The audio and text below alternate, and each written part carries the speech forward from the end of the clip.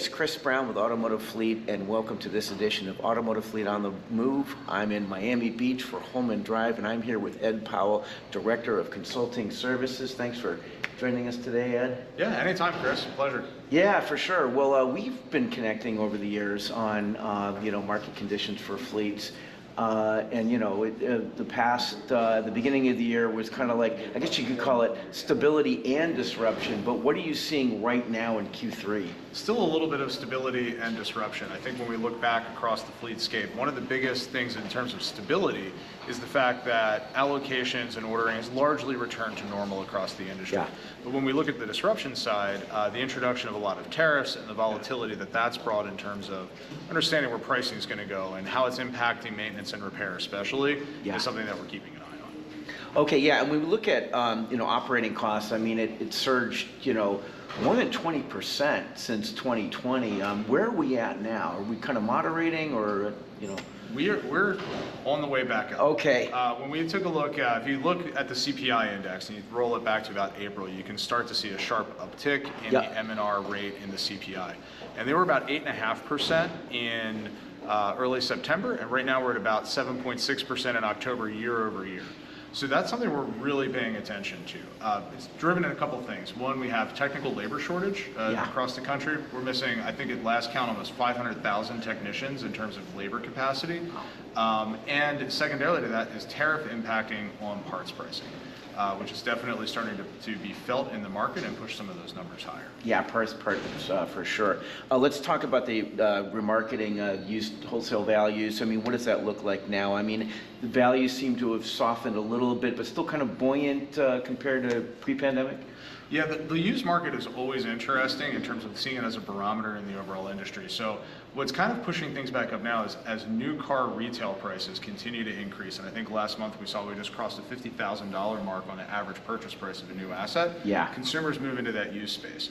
And compounding that, we go back 3-4 years ago, we had a real drop in the number of new assets being produced, which is what usually fuels the good 3-year-old, 4-year-old used inventory. So there's a lot of pressure in the used market. We're actually seeing prices start to stabilize and rise back up. Oh, really? Okay.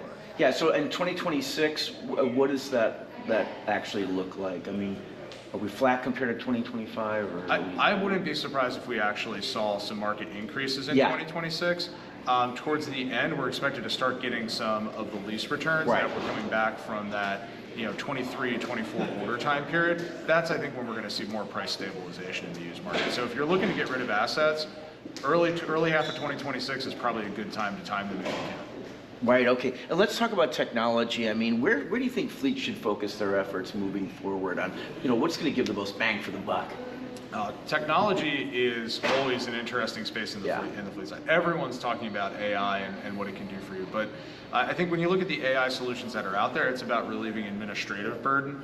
How much easier can you process a driver request or things like that? And there's a lot of companies looking at that technology and bringing it in. For me, it's all about speed of decision and how well you can build a business case for doing the foundational things right. And for me, it all comes back to how can you leverage technology and data to improve your order cycling practices? How can you use it to help drive preventative maintenance compliance? Because if you handle those two things, your fleet's probably going to take care of itself from a cost standpoint. Outside of that, there's safety systems. You see they're becoming integrated in almost every single vehicle at every single class level. That growth in technology and automation, I think, is a huge impact in fleet in terms of driving driver safety and providing really that core better vehicle, avoiding accidents and things like that. Cool. All right, Ed, last question. So looking at what fleet managers could be doing now that they're not, that they need to look at for 2026, what do you think? I would say the biggest thing that fleet managers need to focus on is networking in their own business and communicating what's happening. A lot of times in fleet, we're very reactive to things that occur, and we're myopic. We're only looking at the next year or so. We really want to expand that horizon out, and I think that's one of the best things fleet managers can do. 2026 is potentially going to be a continued disruptive year.